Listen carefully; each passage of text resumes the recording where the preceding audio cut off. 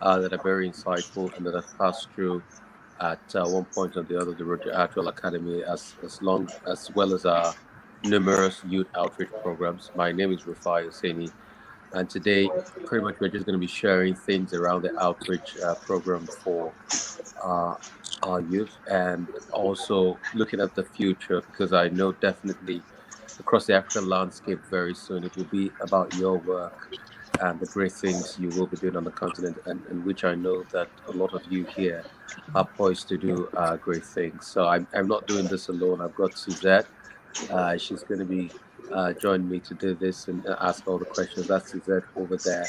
But great to have you guys, and I hear about the stellar work you've been doing, and maybe I'll just give time for you guys, to have a brief about your experiences thus far. Maybe as I see it on my screen, I'll just allow people to start off. Probably if Nina starts up first, then Oyin Kosola, and afterwards, then Sharon, then Farouk, then Jessica, and then we just go like that. So it's sort of like an overview, really. Okay, so should I start? Yes, Nina. Yes, you may Yeah. start, please. Okay. So Thank you. my name is Nene Nyochi, and I am the dean for the Future Creative Leaders Academy this year. It's an outstanding experience. We're quite familiar with FCLA. It's 15 years. It's been going for 15 years, and I was super thrilled to be asked to be dean this year. I think for me, what has been most exciting, but also really gratifying, is the quality of the work, and seeing how many young creatives are doing really good work. And I'm just it gives me a lot of faith in the future of the creative industries, right? If people at this age are doing such great work, have beyond the imagination, right? Really good craftsmanship, right? Really strong craft skill. So it's been an eye-opening experience for me, and just really useful, actually, a learning experience for me as well, because I think young people have such a different perspective and are coming from a different place. So I've really, really enjoyed it. And I'm actually really looking forward to seeing the final winners. So excited about that.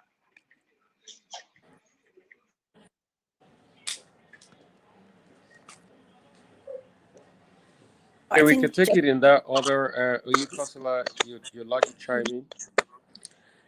Okay, good afternoon. My name is Oinkosola Valerie PD, and I'm so glad to be here. First of all, I would like to say that the topic for this session, Building the Future, couldn't have come at any other better time than now, as many countries around the world, including countries in Africa, are doing everything possible to ensure that the Agenda 2030 of the United Nations are achieved. And this is also similar to what the Future Creative Leaders Academy is doing, trying to ensure that the future of many youths in Africa is assured.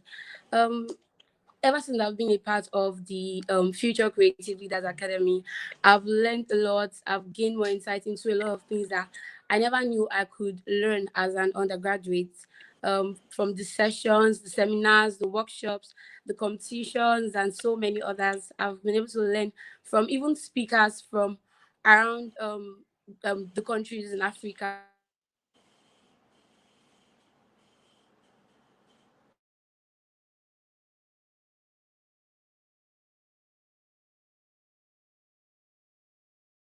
What's happening is Oyin Kosola's mic says or something.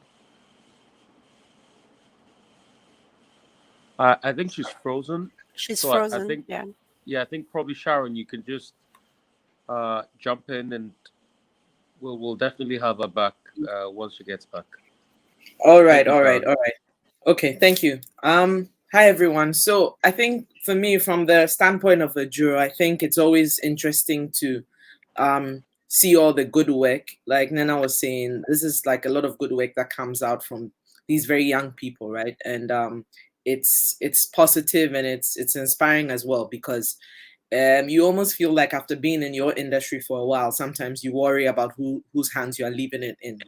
But there's a positive outlook now. A lot of the work I saw in the categories I sat in, I thought to myself, well, this is some dope work. There's some of the work I saw that it will challenge people who've even been doing this for a while, and so I think that's a positive thing. And I think this the whole drive towards the youth intervention here is a very positive thing that can really influence the course of our industry in years to come. So really good job to the team. And thank you so much, Sharon, for that insight. I mean, I think that gets a lot of people excited that at least we have good stock for the future, as it were, in terms of sustainability. And I like the way you use the word dope work, really. I mean, it's been a while I heard the word dope. Yeah. All right. Is Oyukosola back? No. I think she tried reconnecting just now. So, Farouk, I will come to you and just get your probable dope insights. I'm very obsessive, so when I hear something, I use it over and over again. So, Farouk, your dopest of insights, if possible. Hi everyone. Again, I'm glad to be here. And just like Sharon had said, sometimes you wonder when you see previous work that have been done. You often question yourself, like, how do I, not just get to this point, but at the same time topple it. So that's some, level of challenge, as it were. And it's also exciting to see that, a couple of, myself and peers are also, taking this challenge upon ourselves to, in fact, take that um, level of creativity to, even a higher stance in such a way that, we even begin to get global recognition for it. So, I mean, that's where I'm at the moment. So it's all about, churning out really, really dope stuff. All right, great. So, what I would like Jessica to chime in. Then I get Suzette's views on this. Then we have a stab at it. Then we sort of like become prophets as we look into the future. Jessica. Thank you, Rufai. So I'm a data and tools executive with my organization, and a year ago, if you had told me I'd be part of a competition like this, I wouldn't have believed you. And it's been a roller coaster. In fact, I've learned so many things from the seminars. How to build upon creativity and how to just start it off by gaining that particular insight. That can help you win and build a very nice story or narrative. And it's just been an interesting experience. I've learned a lot, and to also for a first time to also come in as a winner in a regional competition is actually quite an achievement for me, and I'm grateful for the opportunity. All right, Suzette. Um, I don't know what to say. Yeah, it's important. I would say that young people partake in such competitions because how would you know you're doing well outside your school, outside your office, outside your personal growth? Competitions like this build you, expose you to things you never thought of, and to the world. Like some of you are going to travel now and experience Cannes, which is one of the big festivals in film in film. Yes, short film and the creative world as a whole. So you get more experience on how to build your stories, whether in art, whether in art design, whether in copy, whether in digital platforms, or even in the way you research and get your strategies, your insights, and all. I always advise people, sorry, that when you have the opportunity to partake or to attend such events, don't miss out. I try to attend Pictures Festival every year, whether I'm speaking, whether I'm hosting, or whether I'm a juror. I attend all because we there's always something to learn. There's always something to see. There's always a new thing or an improvement of what you already know. And the Gen Z they're doing so well right now in the movies and music, and I'm happy to hear in advertising or in creative work. So you guys keep it up. Thanks to the jurors. Over to you, Rufai. Thank you so much, and thanks for that insight you put across, that the need to attend conferences and sort of like associate and socialize. I mean, it helps a great deal because most of the things we really get to learn are really observational, and it's how much we can pull in the social capital we have by meeting people, by gaining insight, by gaining new revelation of things, and that's what makes us unique in the end. I always say, for anyone that cares to listen, that we're a product of great meetings. And when you see the sum total of a man, he's just a product of the great meetings he's attended over time. you know and these things make you one way or the other because somebody says something that sparks you up and all of that. But the topic for this panel session is quite dicey because we're sort of like reinventing the future of some sort.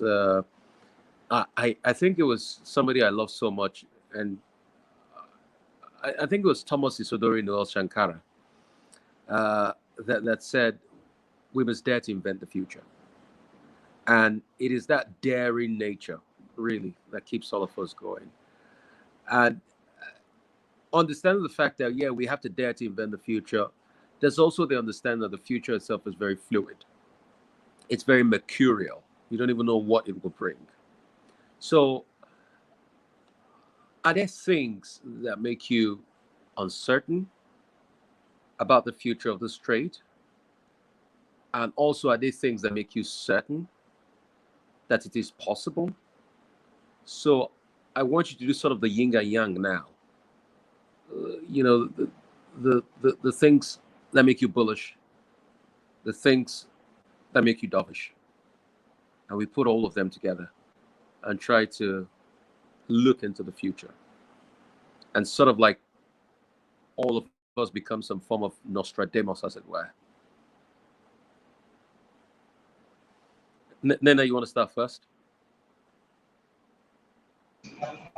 Sure. So I think, I guess I come to this from my perspective as an agency owner, and a recent entrant into the technology space. Right, I've recently become a co-founder of a fintech, and I think overall, I don't know that there's anything that makes me dovish. I really believe, I think the things that you do today are the things that determine your future.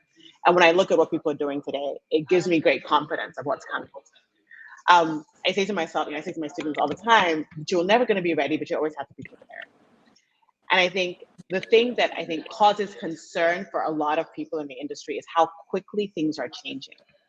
I think, technology, the shift from the ways in which agencies were set up, the ways in which the industry is structured. I know a lot of my peers are under attack. We feel like there's all these young people who don't want to work and they want to freelance, and the concept of a job and work is changing.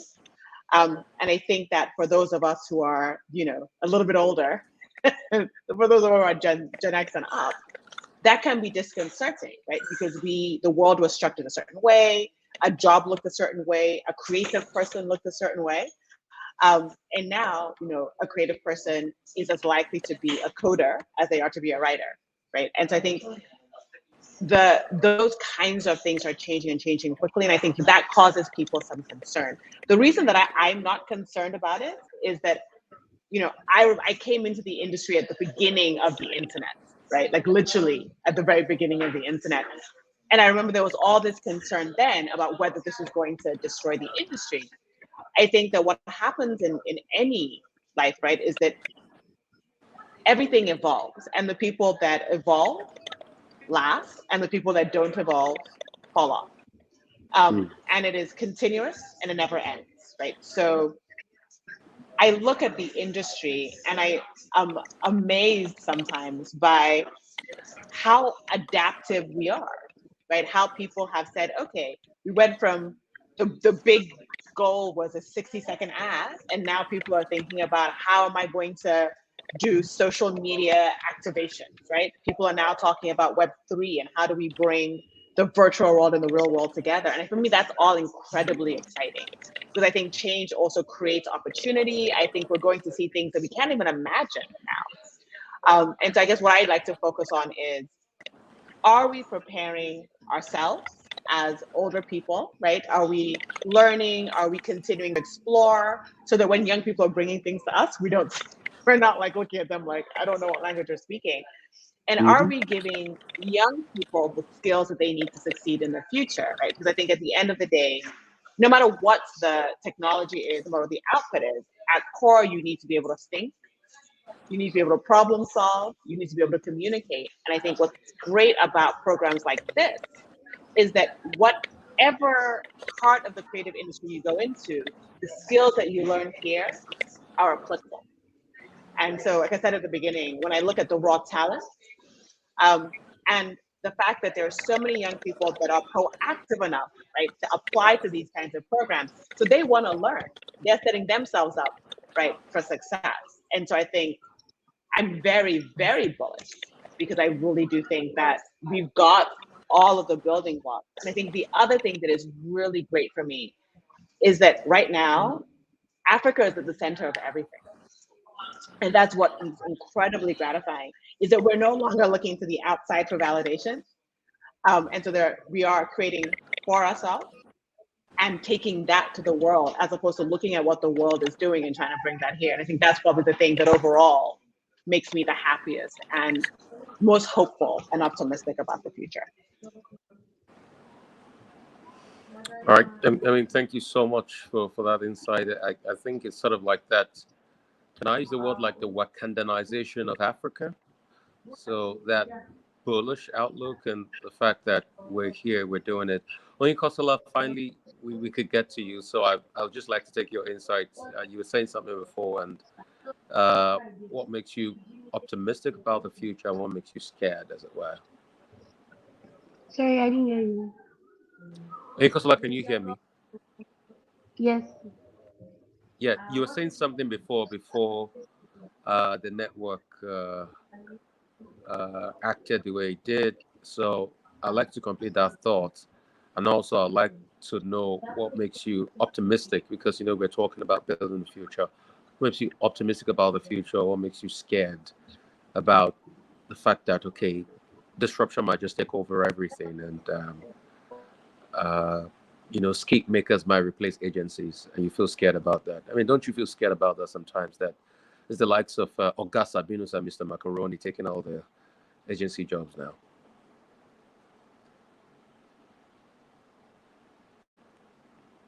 Can you hear me, Kosola? I think the signal isn't good enough. Sharon, I'll come to you, please. Okay, all right. Thanks, Rafia. I think that for me, I think I'm 50-50, and every day I wake up, I try to swing towards being more bullish. I think, but you look at the likes of the Augusta Binus and Mr. Macaroni and all the skeet makers, Yeah, I'm not so much concerned about them as much as I am as the people that would be taking over from us who have the potential to rise to the challenge. You know what I mean? So like Nana was saying, yes, there's that potential still, right? Granted, I agree. My worry and the things that I worry about the industry and the youth coming up is, when I was coming up in the industry some 16 years ago, I think, it was all I wanted, and there was very little competition for what I wanted. In terms of, I think was it High Five or maybe MySpace was like one of the first social networks that were banging right on this side. Yeah. And so, Friendster. Exactly. And we were using dial-up and such, we were still doing a lot of manual work, a lot of I also, yes, my experience of the industry at that time, we were just learning to use the computer to work, right? But I think it helped us be very focused, right? There was not so much distraction. There was not so much competing for my passion and what I wanted to do. But now, if you have a young person who's like very creative, right? He or she can be pulled in so many different areas. And unfortunately, advertising doesn't always win. Because like Nana is saying, there's so many different places you could actually express yourself and be very effective, right? So perhaps what the worry is that they are so empowered, so creative that they just may not want to stay within this space, but they would, rather want to, and then embraces the question that, well, what happens to this space then? So that's some of what I worry about. There's so many platforms, so many, and I think for someone like me, because I felt like I did a lot of training, a lot of working in different agencies, learning from people and such. You almost grow up thinking that's the only way to be great, right? But then these kids also come and show you that sometimes the ignorance helps, because then it makes them wild and out, and they end up doing some crazy stuff that we haven't seen before, right? So then there's that balance between um people who don't, young people who don't want to be in agency at all. They want to start building something. The concern is, what's the foundation of that? Are you doing it ethically? Are you respecting the system that was there before you? Things like that. So those are the little kinks here and there that I worry about. But at the same time, I see them and I'm glad about how wild and out they are. I see them and I see the bravery and the excitement, and yeah, moving into all these kinds of areas, right? So it's for me, it's a 50-50. I mean, they have enormous talent, they have enormous possibilities, right?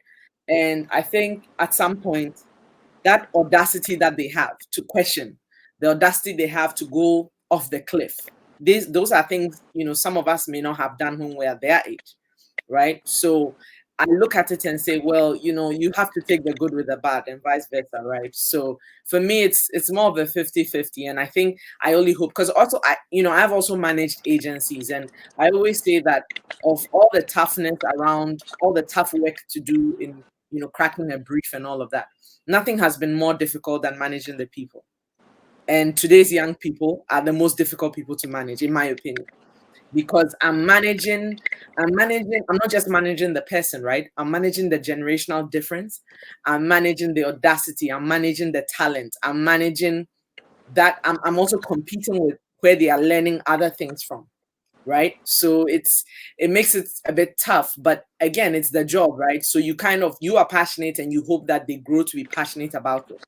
So for me, it's like a 50-50, and every day I wake up, I try to swing on their side a bit more, because really they are the future. So if they are going to rewrite it, then we also have to be flexible enough to sort of adapt, because I do agree it's an adapt or die situation now. So hopefully the industry evolves and doesn't die, and we kind of all learn from them, while hopefully they also learn from some of the things, because some principles don't change, right?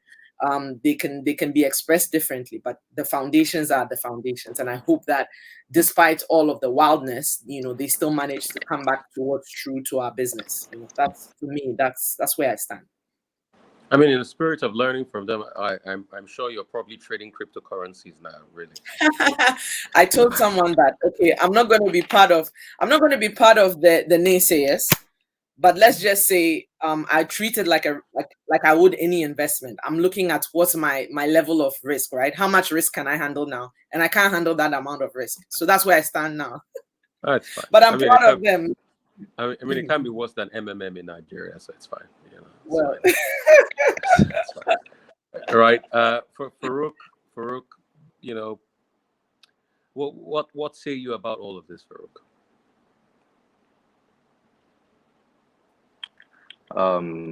Personally, I don't think that, I mean, I'm not scared, right? I mean, if you talk about disruption, as it were, I think it all starts with the mindset. Having that mindset to acclimate irrespective of what happens. I mean, if you look at, Web 1 was disruption, Web 2, and here comes Web 3. That's the craze going on right now, right? There's that nexus of, extended reality and all of these. I mean, everything is moving pretty fast. So again, it's then left to you, where do you want to be? And again, to the question of, I know you asked whether we're scared of the August Sabinos and all of them. I mean, for me, I feel like they're just a minute segment, as it were. At the end of the day, yes, they may do the whole engagement, the board, but again, there's a difference between that and brand building, as it were. They may be able to create some sort of excitement with the fan base, but when it comes to the soul of the brand, it's quite disproportionate, if you ask me, right? So not to say that they don't have a role. Of course they do. I mean, when you look at campaigns outside the world as well, I mean outside Nigeria as well, Africa, they sometimes leverage influencers and all that. But there's always something that's I'm really sure about the soul of the brand, as it were, and I think that's where for we as advertisers, our strength is. So the more we hold on to that, the better it is. That's my 2 cents. Okay, but I don't know. Maybe me just speaking out loud. I felt a little tinge of fear in your voice when you talked about the likes of this skeet makers, and I mean they didn't look like gate crashers really. I think you should just No, say, hey, don't be no. scared. Just say, they all the budget goes Nah, I'm not. to them, and they make a couple of I mean, I mean, the award I ceremony get now that. recognizes them. I don't know if you followed the news in Nigeria. There was a big back and forth because the award ceremonies recognize the skit maker over the other ones. In fact, they've got an association. They met with the vice president the other day of Nigeria. So, they're a powerful Yeah, voting yeah, bloc in you're Nigeria right. now. So I mean, you're right. I I think just the teased event anyway. you're referring to is the recently concluded AMBCA. I guess. I mean, it's okay. I mean, it's interesting. It's something to be proud of. Again, they're being recognized and all that. So yeah, but no fears, no worries. I get where That's fine. Farouk is coming from. Um, and it's something I think might be quite a bit of a problem for the people in agency. Um, the use of influencers, especially these influencers creating short skits, is let me put it in the word of Sharon. It's not according to the principle of how to use an influencer or an ambassador, but it still doesn't change the fact that our consumers love them, watch them, and embrace them. So I think we just have to find that middle ground, because as someone in the industry, you're still filled with the education you have concerning how to build a brand. And sometimes that education doesn't come to play. So you have to see, yeah, and understand why the consumers are following this skate people. I can see Rufai has dropped off. Why they're following the skate people, and see how to use it to your own benefit, not really just to cut them off because of the principle imbibed in getting an influencer. That's what I say, because I too sometimes say, oh, this influencer is not just right for the brand. But I see my consumers following that influencer. So I have to look for a way, if I want to play with that influencer, to balance that influencer with my brand from the consumers Mm. inside. So I understand where it's coming from. He's not really scared. But I just want to add, though, that I think anything that's new causes the old guard to panic, right? Not the way I know. But if you think about it, for instance, the concept of product placement, right? When it started in the 80s was a big thing. And, is this going to end advertising, right? I think things have been coming to end advertising since the beginning of since the beginning of advertising. And I think if we step back and think about, and this is something that I say to my guys all the time, what is our job? Right? Our job is to connect to the audience and sell the service. And everything else is a tactic and a tool and a way to do that. And so I think rather than worry about, are these people conforming to some set of principles uh, that were probably written a long time ago, should we be thinking about what has changed with our customer? right? And do we need to rewrite those principles? I think that part of it is there's a level of flexibility that's required on our part, to understand that the future is happening, right? What's happening today is what dictates what happens tomorrow. And so digging in our heels and saying we don't like it or that's not right isn't going to stop it. I talk all the time. So I have various, I have 14 nephews, and they range in age from 30, the mid 30s to 10. And even within them, right, I can see how the younger ones approach the world completely differently. My youngest nephew, I tell the story all the time, when he was very young, couldn't work the remote control because every screen in his life swiped and was interactive. And so he didn't understand the concept of buttons when he was small. Like, am I going to yell at him and teach him to use the remote control? Or am I going to acknowledge that we now live in a world in which screens, right, interact with you and start to build for that? So I think that if we're going to build the future, and if those of us who are a little bit older are going to be part of that future, we also have to change. We also must evolve, and understand that all of these things are just additional tools in our arsenal, right? They just allow us to do the things we've always been doing in different ways, sometimes in more effective ways. But to Sharon's point, the core of what we do doesn't change. The way we do it might, right? But our intentions and our outcomes are still the same. So two things I sense, but you guys your secret is safe with me. I sense a little tiny, weeny little bit of biff in there, but it's fine. But I think trying to balance the future out. So I think it was one of the lines from Louis Armstrong's song "What a Wonderful World," and it says, I think I see kids grow up; they'll get a chance to know the things that we'll never know. And let's not deceive ourselves. The people growing up, will get a chance to know the things we'll never know, because we're not just in that era, and this is their era where computer, internet, and a lot of things came so freely. So it's their era where we stopped going to cyber cafes to do overnight browsing. Data was cheaper in their time, so they had their phone in their hands, not going overnight or not connecting a big dial-up system out there, and you wait for the connection to go up. So there's going to be that lax and that change. And in all fairness, we should also know that there is disruption, really. And to be fair, these guys are actually eating our lunch. And I say it, because they're truly eating our lunch.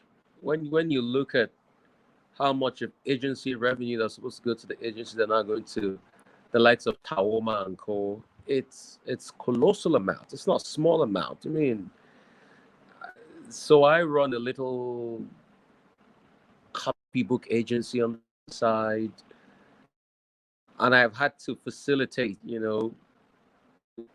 and be the go-between between a particular brand and these people, and the checks are heavy, and it's something that, except we want to deceive ourselves, those guys are sort of like here to say, because really it's what the people want, and we all know how much the clients and the agencies go at each other at loggerheads. They never agree over anything. It's only when the successful work comes out that they get excited. But you have a vantage point where these guys, before they come into the room, they're celebrities. They're fan favorites. So the conversation is easier. Even if they're saying mumbo jumbo, the clients will like it because it's Mr. Macaroni in the room, it's Tao in the room, it's Augusta Binos in the room. And these recommendations are mostly made by their family members. So it's a harder place to be, but the spice of life really is about having challenges, really. So I think it will be sorted out as time goes on, and we'll be able to balance it out. Jessica, you want to share some ideas on this? I know How do you see it? Okay, so with what was mentioned with those who do the skits, it's actually quite similar. I was just thinking about the rise in retail advertising with the new Apple policies on third-party data. It affords these online platforms the chance to advertise their clients and products to consumers right at the point of sale. And you might think that, oh, this will definitely affect traditional advertising, or companies will be less likely to come to an agency to help to advertise digitally. But then, as has been said, the best way is to adapt and get out of the comfort zone. And one thing I've realized, when most of these things with technology come up, Africa is usually, late in catching up on the get-go. But we are no other period where you can, just go to work, come back and, just relax, watch a TV and repeat the same process. We're at a stage where we have to, do constant learnings and think beyond, look at what's going on in the outside world, and then learn to position yourself to, lead when the opportunity arises. And one way is also to do your research, adapt, see how can think about how you can place yourself in the middle of that to also, gain advantage from some of these things without, just talking off the side and thinking about where what could have been and what. All right. Thank you so much, Jessica. Kosala, can you hear me? Oniko, can you hear me? Yes, I can. I'm so sorry for the network Oh, great. interruptions. No, it's fine. It's fine. It's fine. Oniko, so go straight ahead. Have you been picking the conversation? We've pretty much been talking about the future, the things we're scared about and the things we're excited about. And, we were talking about the fact that, hey, disruption is already happening. Skit makers are having lunch already, they are fast becoming the beautiful bride. Internet influencers now, it's about how much followers you have and the likes. And we're also juxtaposing that with the future of creative work. But, everybody here is bullish. It's obvious everybody here is excited about the future, that we can surmount these challenges, but deep in our hearts, we still feel, hey, there's guys. Sometimes,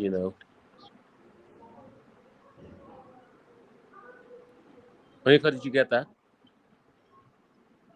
Yes, I think I got you. So So are what's you your asking what's me your about? yeah, I'm asking you, what's your take in general about the future? Are you excited about the new technology, or are you excited that disruption will destroy the business? Okay, I would say I'm excited and I'm also scared. I'm excited in the sense that there are a lot of new technologies coming into the advertising world and even the social media world and otherwise, and it would help the creative people to work better. And on the other hand, I'm also very scared with the introduction of these people. We have the everybody calling themselves content creators, even those who are not familiar with the advertising industry and so many others. They are all on social media trying to be creative and trying to create content. But I feel like um the hope for the future is if we as a person we can stand out and make our work different. I think that will get them.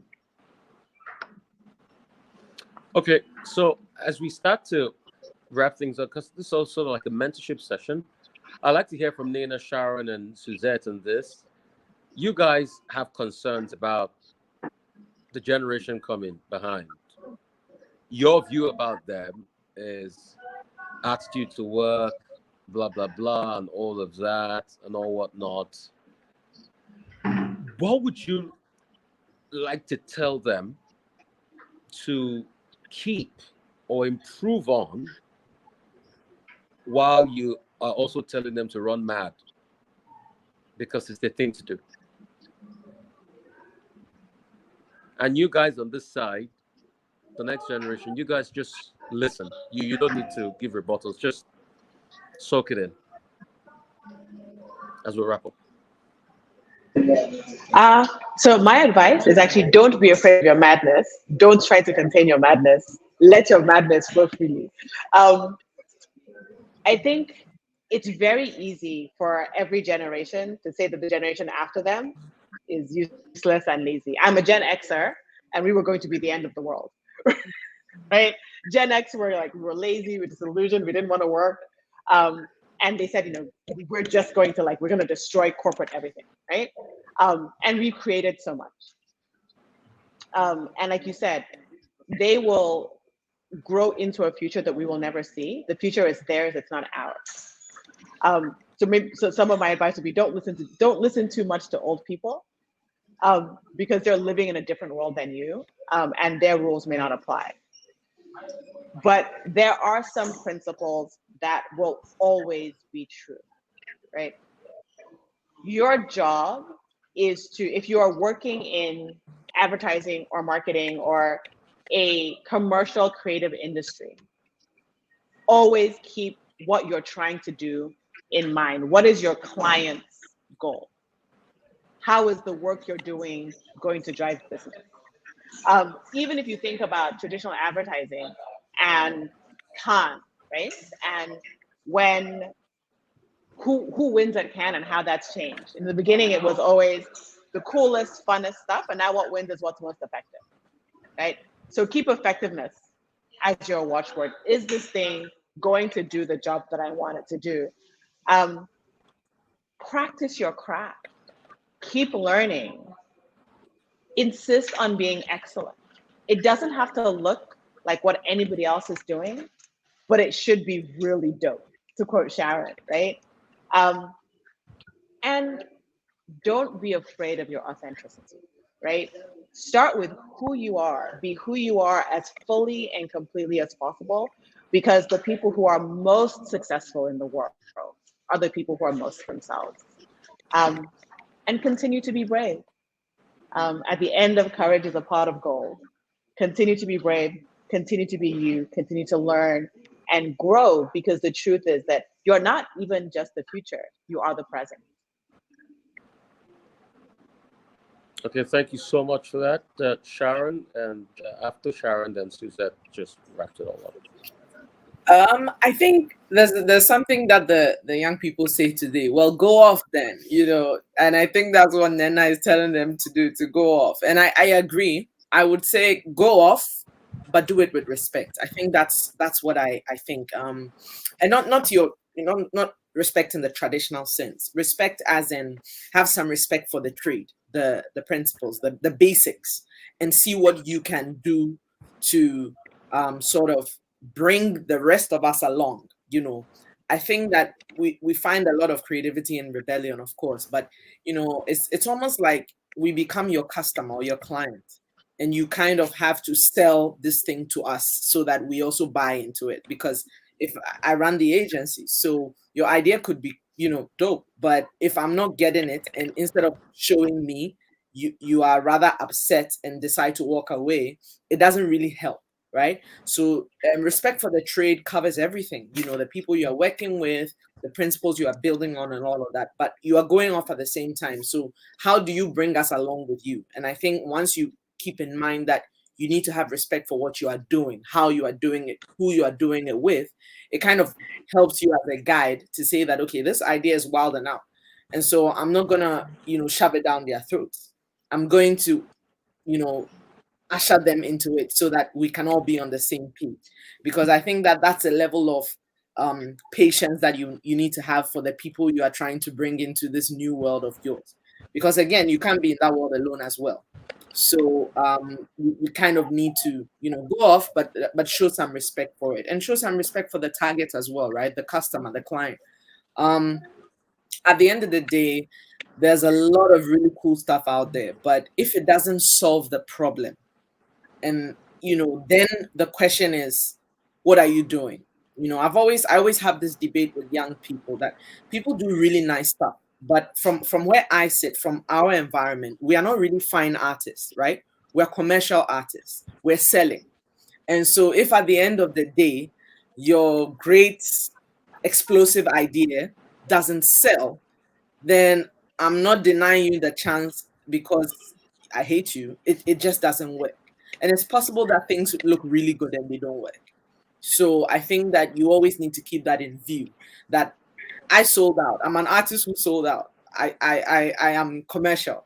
And so I have to make sure that that's my goal. And I think that in that same view of, showing that respect for what you're doing, if you get to a point and decide that, look, I just want to do stuff that look nice and have whoever like it, then maybe you need to address it and make a shift in the career. You are better off doing that than pushing an agenda that you will not be like it won't go anywhere, right? So definitely go off, show some respect for yourself, for the trade, for the people you're working with, for the customers. And I mean, hey, the sky is the limit. You guys are living in the most opportune time in the world. There's no time like now. All right, Suzette, as we wrap it up, thank you so much, Sharon, for that. Respect, really important. So I'm going to just put all I have to say together because I didn't have the chance to talk about the fear. Okay. I come from a theater arts background, and so I've been built to go with the flow.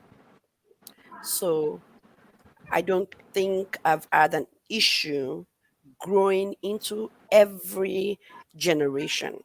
Plus, I have a Gen Z son who happens to be in the same industry with me and does the same um, line of work I did as like a copywriter.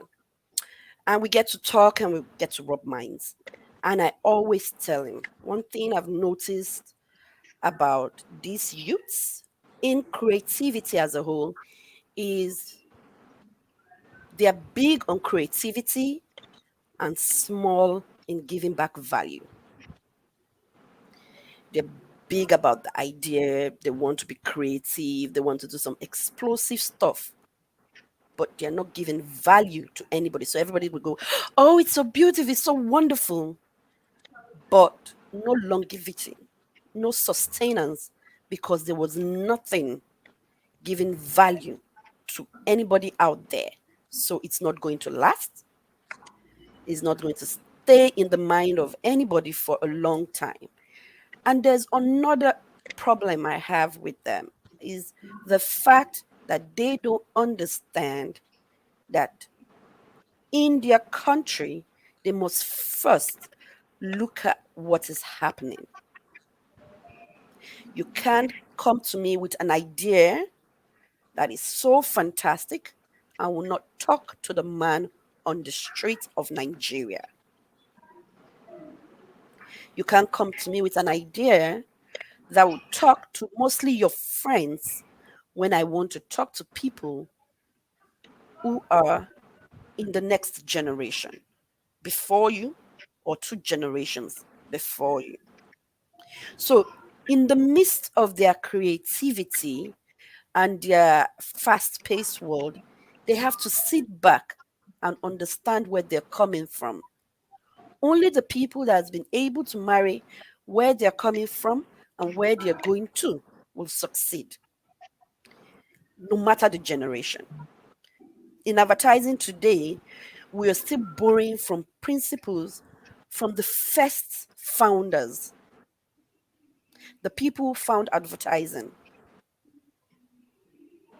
So if you think that you're going to sell a product to someone based on how creative you are, you're going to fail. And it cuts across all the industry. I always, I'm not going to call some names of our celebrities, but there's some music you hear from our celebrities. In 6 months, nobody's singing that song anymore. In 1 year, nobody's singing that song anymore.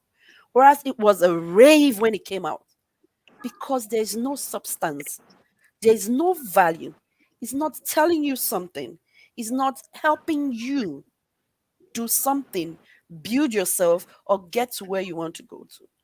The only thing that sells in the world, no matter the industry you're in, is value. giving back value. So that's my advice, as much as my fear. Thank you so much, and I'm sure they picked it up. Thank you so much for your great insights. And like this new generation, young people will always say, they say no cap. I don't know why they say that, but they just say no cap, no cap. And I'm No sure, capping. They are not lying. They like the words. No uh-huh, cap. No cap. no cap. So I'm sure they got it. And thank you guys so much for your insight. And I think we should have more sessions like this, where we get a talk. It's really very important, and we get to rub minds really, and you get to learn a lot from those that have done it ahead of you, and so you can take a lot of things on use for yourself. But thank you guys so much. Thank you so much for spending your afternoon with us right here. The programming continues. We've got some panel sessions too tomorrow. And thank you so much, Suzette, for your immense work, also joining me across Thank every you. session. And thank you so much for Welcome. these conversations. Thank you so much, Rain Kosola. Thank you so much, Nina. Thank you so much, Sharon. Farouk. Thank you, Jessica. Thank you guys so much. Really appreciate you. Enjoy the rest of your afternoon. I know you guys are very busy with your schedules. You have to go back to work and keep spinning the wheels of creativity and money, most importantly, because yeah, we're creative, but we do this for the cheddar. Yeah. Thank you. Bless you all. All Cheers. right, thank you. Take care. Thank you. Bye. Bye bye. Thank you. Bye.